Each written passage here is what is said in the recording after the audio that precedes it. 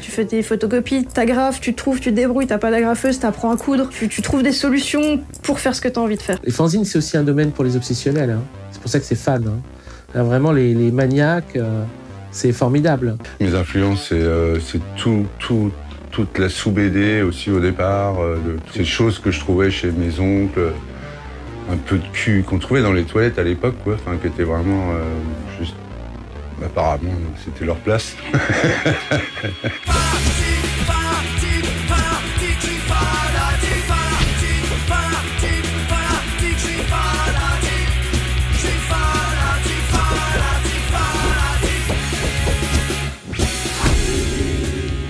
Bienvenue pour cet épisode de Fanzina, le podcast consacré à l'univers des fanzines en France, présenté par Guillaume Guardès et produit par Metro Beach. Au sommaire, la deuxième gauche à Tours et un peu d'actu de rentrée. J'avais rendu visite à la deuxième gauche à Tours alors que j'étais de passage pour présenter le film Fanzina et encadrer des ateliers dans une école d'art. J'ai enregistré une petite conversation avec JB de la deuxième gauche à la deuxième gauche. C'était avant l'été, c'était pendant les tout derniers jours de l'exposition de l'inventaire déraisonné de Thibaut Tourmente que présentait alors la deuxième gauche sur ses murs. Et le changement majeur qui est intervenu, c'est que précisément la deuxième gauche n'a plus de mur. La deuxième gauche a quitté son fief de la rive nord de la Loire. Ce fief, c'était le bar, restaurant, espace multifonction baby-foot qui s'appelle Le Quartier. Donc, fin de la première saison, mais la série continue. C'est ce qu'a indiqué en plein mois d'août la deuxième gauche sur ses réseaux sociaux, en rajoutant ce mot d'ordre: aiguisons nos chlasses comme nos esprits, ils seront utiles dans cette jungle de métal et de béton pour y ériger un nouveau sanctuaire. Alors voilà, nouveau sanctuaire, cela veut dire que le collectif recherche un nouvel espace, un nouveau local pour exposer et développer son projet. Si votre daron a des mètres carrés en jachère en plein chef-lieu de l'Indre-et-Loire, c'est le moment d'envoyer un MP sur l'insta de la deuxième gauche avec son 06 ou son 07. En attendant, allez hop, téléportation. Là on est à Tours, alors c'est marrant parce que quand on est à Tours, on va dire centre-ville de Tours, centre-Tours, on traverse rarement la Loire vers le nord et il y a un pont, c'est le pont Wilson, donc si on quitte Tours, qu'on monte le pont Wilson, ça monte un petit peu d'ailleurs, et là très vite on arrive là où on est situé et là où un peu planqué dans les étages, dans un ancien hôtel, si je ne me trompe pas, on trouve la deuxième gauche. Alors c'est JB qui nous accueille. Est-ce que tu peux nous expliquer ce qu'est la deuxième gauche ? Deuxième gauche, c'est un projet qu'on a monté il y a 1 an avec Valentin et on a ensuite été rejoint par Arthur. Ça s'est articulé autour d'une distro, de disques et de zines, d'objets auto-édités, de petits tirages, etc. et de cassettes aussi.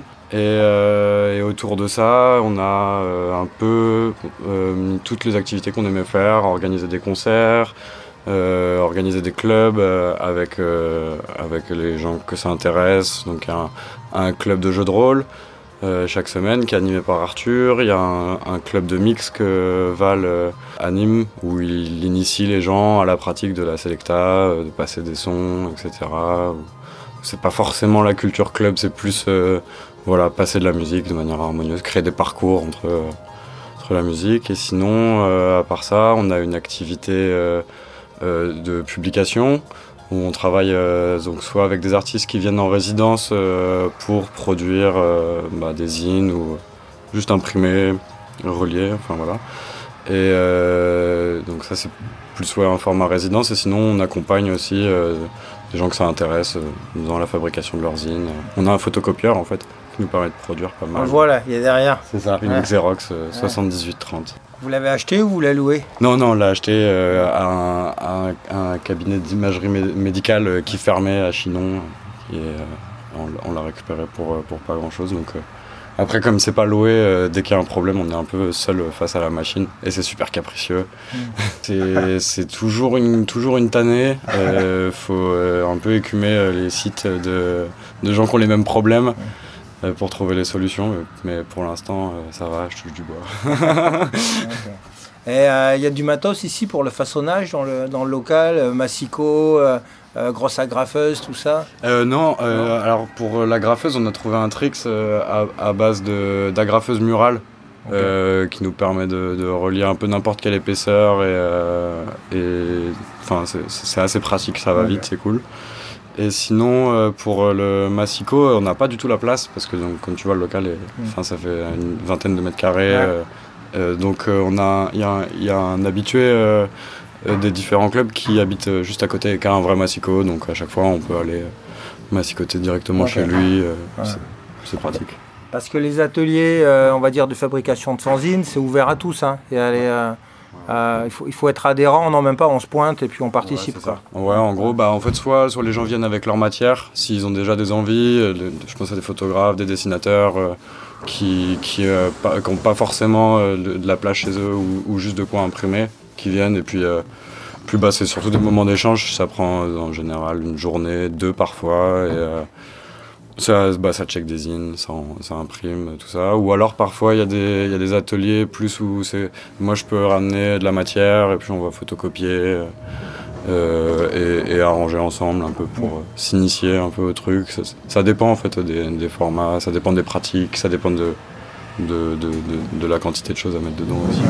Et il y a aussi des rayonnages, une distro, quoi, ou comment faut appeler ça, une petite librairie en fait, quoi, puisque il y a un côté disquaire puisqu'il y a les vinyles que vous vendez, et puis il y a différentes publications. Alors ça vient d'où tout ce que vous vendez façon librairie? C'est beaucoup d'éditeurs avec qui on est en contact, d'artistes ou d'éditeurs avec qui on est en contact, qui nous envoient leurs publications et nous on les distribue ici. Sinon il y a un gros lot qui vient de Bad Cop en fait. Après la fermeture ils se sont retrouvés avec énormément de zines et besoin de les écouler assez rapidement. En fait moi, j'ai bossé là-bas avant de rentrer vivre à Tours et donc on s'est retrouvé avec un bon lot qui était un peu le lot de départ en fait, qui nous a permis de commencer un peu cette activité de diffusion sur le territoire, parce qu'à Tours, c'était aussi là d'où venait la nécessité, c'est qu'il n'y a pas d'endroit en fait, même chez le disquaire, il n'y a pas forcément de zine. Chez les libraires, ils en prennent très peu. Donc on voulait avoir un peu cet endroit pour centraliser ces trucs-là. Il y a le public qui réagit du coup, il y a des gens qui viennent et puis qui en achètent des zines, ou alors vous souffrez de solitude dans votre local? Oui, ça va. Il y a des gens qui viennent, que ça intéresse petit à petit, parce que en fait nous on est ouvert tous les vendredis soirs. Sur un format qu'on a appelé le Social Club, et en fait le Social Club c'est en gros on s'éparpillait avec beaucoup d'envie d'événements, de petits rendez-vous, de trucs comme ça au début, et c'était compliqué en termes d'organisation, donc le Social Club ça s'est imposé un peu comme un fourre-tout. On sait que tous les vendredis soirs on a cet horaire là. Si on a une envie, un groupe qui vient jouer, ou un film qu'on a envie de projeter, ou une exposition, un truc, ça se passera à ce moment-là. Et du coup, les gens découvrent un peu les zines à cette occasion-là. Après, en termes de vente, de toute façon, je suis pas sûr que... c'est peut-être même pas forcément l'envie première d'être vraiment une librairie de vente. Je pense que simplement les laisser consultables, c'est déjà assez satisfaisant.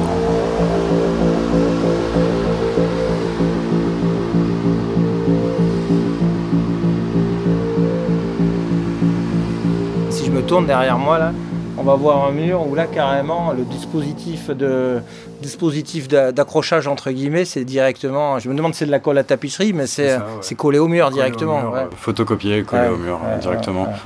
En fait, on aime bien cette contrainte du micro-lieu d'expo parce que moi je viens des Beaux-Arts et c'est vrai que souvent on se retrouve avec des espaces un peu grands qui peuvent être compliqués à gérer quand il s'agit d'exposer un seul taf ou quoi, et du coup cette contrainte-là on l'a trouvée intéressante.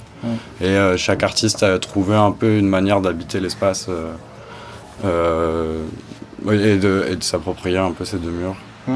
Souvent les expos elles sont à l'occasion de lancement de zine, soit à la fin d'une résidence, soit parce que quelqu'un a un zine et qu'il veut le lancer et qu'on apprécie son travail et que du coup on lui propose les murs. Du coup depuis le début on a eu une expo de Anaïs Mehni avec qui on a fait un zine sur une archive de flyers d'offres d'emploi ukrainiens qu'elle a collectés pendant ses différents voyages dans l'Est, quoi. Après on a eu une expo avec Quentin Evert qui a une maison d'édition axée autour du tatouage qui s'appelle Bakshish Prod. Donc c'était une expo avec les originaux des dessins de Syndrome Lazarus, qui est un tatoueur berlinois qui a un taf assez ouf. Et là en ce moment c'est Thibaut Tourmente, du coup j'ai dû en oublier mais voilà, Thibaut Tourmente qui est venu en résidence en janvier. Là c'est le dernier moment pour voir son inventaire déraisonné ici, et c'est une version photocopiée de l'inventaire. Et dans les performances, puisque j'ai toujours le photocopieur face à moi, tu peux nous expliquer ce que fait votre ami Sergueï? Et ça s'est produit ici même, là où on est? Très bien. Donc il faut imaginer, alors c'est toi qui vas prendre le relais, mais en gros il faut imaginer le copieur au milieu de la pièce, c'est ça? Non, au fond, comme aucun dispositif un peu scénique, quoi. Et donc il fait une performance musicale qui s'appuie sur le photocopieur. C'est ça. Ouais. En fait, Sergueï Vuchuk, du coup, c'est un artiste qui a vraiment une pratique mix média assez vaste, qui vient beaucoup du skate et de la photo à la base, et qui a aussi un gros taf dans la performance musicale improvisée, plutôt noise. Et du coup, à l'occasion de Juste une impression 2022, on a invité ça faut dire que c'est un festival de micro-édition organisé à Jouer les Tours, juste à côté, par la salle qui s'appelle Le Temps Machine. C'est ça. Et donc Margot, qui organise ça, nous a offert une carte blanche en fait sur le festival, où en gros on a pu inviter 5 artistes et éditeurs à venir prendre une table pendant le week-end, et aussi organiser la soirée de lancement qui se passait au quartier. Et donc Sergueï est venu donc faire sa performance qui s'appelle Feedback the Print, qui est une performance où il utilise le photocopieur comme une source de son qui va moduler ensuite aussi en jouant avec sa guitare sur le scanner. Et en fait pendant sa performance il tire beaucoup de feuilles, et à la fin, il va disposer les feuilles devant lui, et les gens vont venir faire leur propre zine à partir de la matière qu'il a fait pendant sa performance. Il nique pas trop la vitre du scanner du copieur en posant sa guitare à même la vitre? Il protège, il met une plaque de PVC quand même sur la vitre. Après, il imprime de manière assez intense pendant la performance. Donc le copieur en prend un petit coup. Mais c'était un super moment.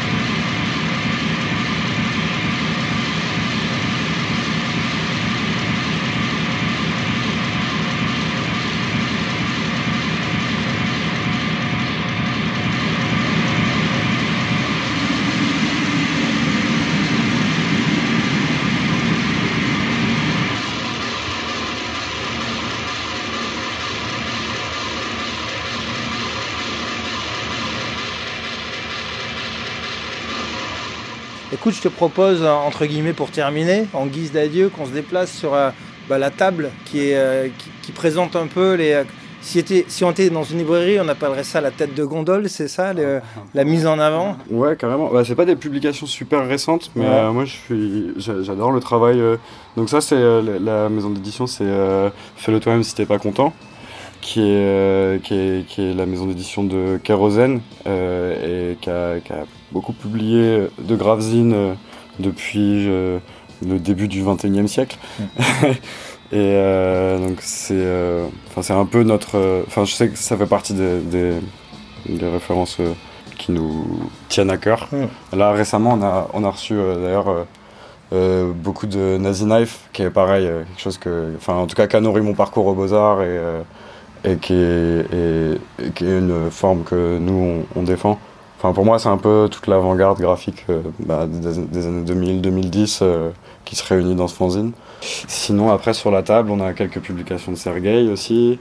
Ça, c'est Romain Roche, qui était aussi là à l'occasion de Juste une impression. Lui qui a un travail d'affichiste sur Nantes et du coup...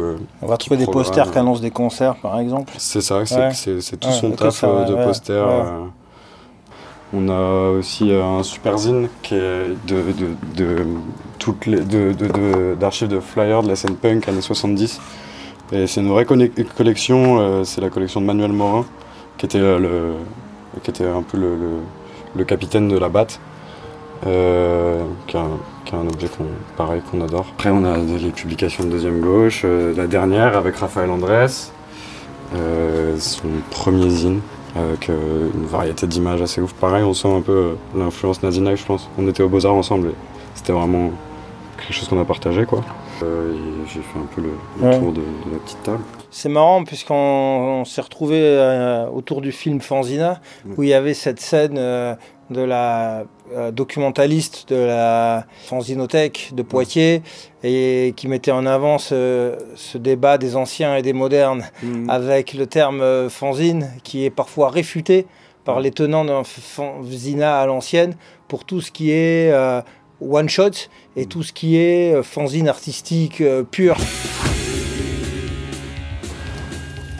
Le fanzine rentre aussi dans les écoles et on voit un phénomène où ça devient des travaux que les profs demandent à leurs élèves. Et qui, à mon avis, utilisent le mot fanzine un petit peu à contresens, puisqu'un fanzine, c'est un magazine, donc c'est un périodique. Souvent, c'est juste un workshop, mais il n'y a pas de diffusion. Et pour moi, un fanzine, c'est diffusé. C'est quelque chose qui est édité. Si c'est pour faire 10 exemplaires distribués entre 10 élèves, pour moi, c'est pas un fanzine. Après, est-ce qu'on peut se permettre encore d'être strict dans les définitions ? On peut dire aussi un fanzine et fanzine qui décide de l'être. Après, moi, je tiens quand même à cette notion de série, parce que sinon, on parlera de micro-édition. Après, c'est des choses ponctuelles. Comment tu te positionnes par rapport à ça? Et est-ce que toi, il me semble que oui, parce que tu l'as fait spontanément, mais t'emploies fanzine pour parler de publications qui ne sont pas du tout des supports d'information pour une culture dont l'auteur est fan. Alors je le fais naturellement, mais c'est parce que je pense que c'est, en tout cas quand je parle avec des gens qui vont pas forcément aller jusqu'à se poser cette question-là, c'est plus simple de ranger tout ça sous le terme de fanzine, les gens comprennent plus facilement. Après, je pense que je suis assez d'accord avec le discours de Marie Bourgoin. Pour moi, je pense pas avoir une culture du fanzina pur, parce que je suis né en 97 et que les sujets qui me passionnaient, je les ai découverts beaucoup plus sur Internet, en fait. Et j'ai pas l'impression d'avoir consulté des webzines non plus, en fait. Médias imprimés, je l'ai beaucoup plus compris à travers ce qu'on a appelé le gravezine, même en fait, depuis les années 80. Ça a plus été mon accès ou ma compréhension, la nécessité de l'impression, je l'ai plus vu par rapport à justement des pratiques graphiques, photographiques, où en fait pour moi c'est aussi une manière de pallier parfois au manque de lieux d'exposition ou de manière de diffuser son travail, même pour les illustrateurs aussi, où ça justifierait un peu cette forme, juste l'objet auto-édité, c'est un autre rapport, c'est moins frontal, c'est un objet qu'on tient, c'est presque une sculpture de bibliothèque en fait à la fin, qui a peut-être un rapport plus intime aussi. Le dessin en fait il est complètement destiné à aller dans les livres. Je crois que c'était Doury ou Bruno Richard qui parlait de la supériorité du livre comme par rapport à l'espace d'exposition pour les pratiques du dessin. Et je suis assez d'accord avec cette vision-là, quoi. Je ne veux pas généraliser, mais là où on voit une différence entre les fanzines anciens et puis le fanzine d'expression artistique, parfois c'est sur la politique de prix. Et là où dans le fanzine, il y a la grande tradition de l'absence de profit ou vraiment du prix calculé le plus bas possible, on va avoir des artistes qui vont avoir envie de marger et d'imposer une sorte de cote à leur travail et un prix unitaire qui est qui peut surprendre les habitués du fanzine vendu le moins cher possible à un concert de punk, etc.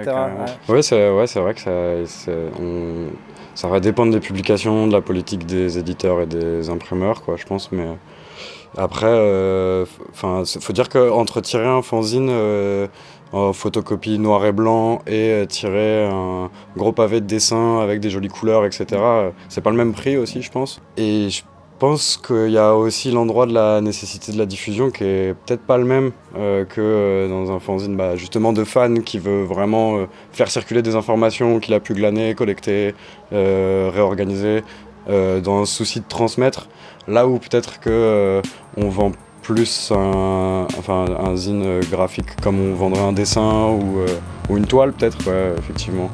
Il y a peut-être un peu ce rapport là. Merci beaucoup JB pour la visite de la deuxième gauche. Mais ce qui est bien, c'est comme il y a un bar, on va pouvoir enchaîner direct, on peut aller direct au bar dans la foulée. Merci. Merci à toi.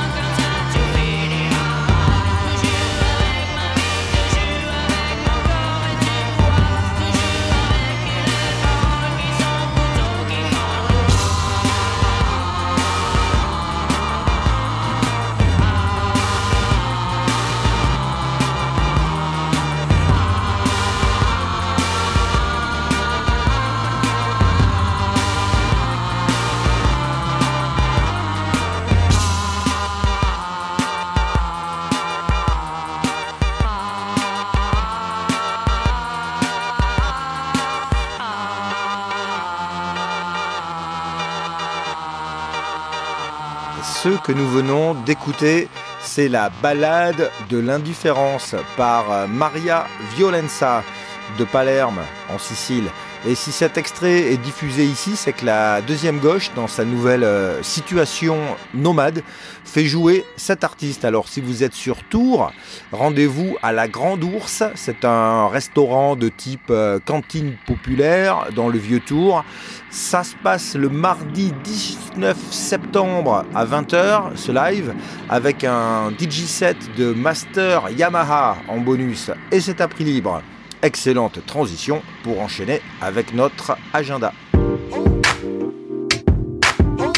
Je vous partage cette pépite qu'est l'agenda pour une vie wow. Je vous montre son contenu, en quoi il est différent de tous les autres agendas que vous connaissez. À vous de vous l'approprier pour vous créer votre vie wow, pour vous créer la vie qui vous correspond vraiment.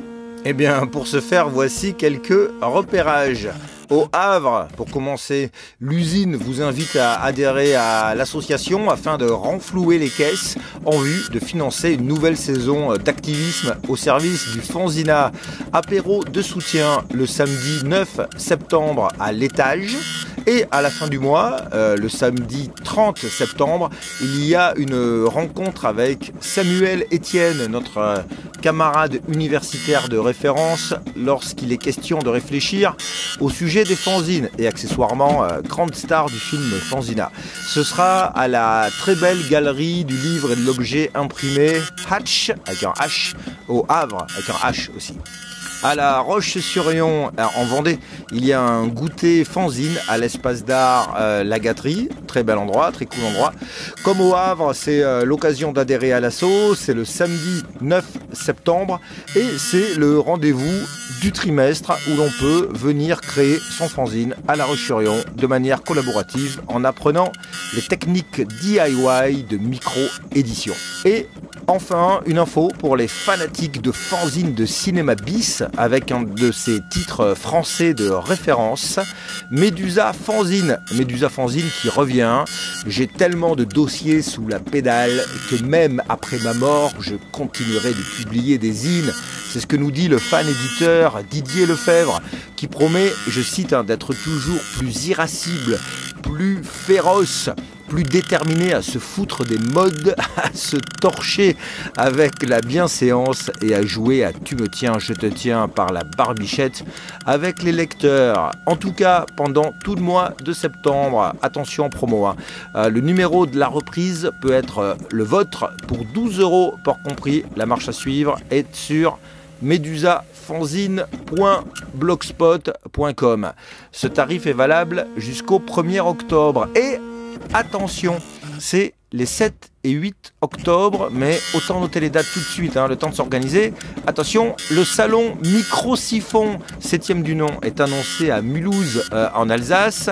Ça se passera au Motoko, très beau lieu de création, avec au programme les stands de nombreux artistes, illustrateurs, sérigraphes, graphistes, etc. Et tout au long du festival, disponible au bar, la désormais célèbre siphonneuse, la bière brassée par l'équipe Micro-Siphon dans sa microbrasserie partenaire.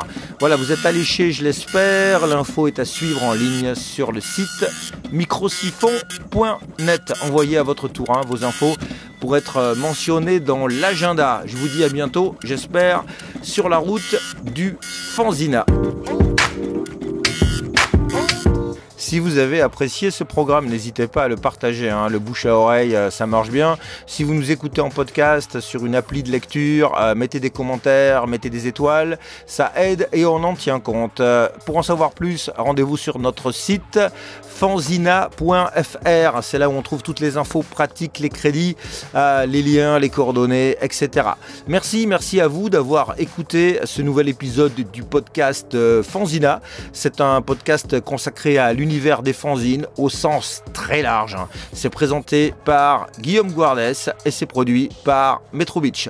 A plus, ici ou là, sur la route ou sur fanzina.fr.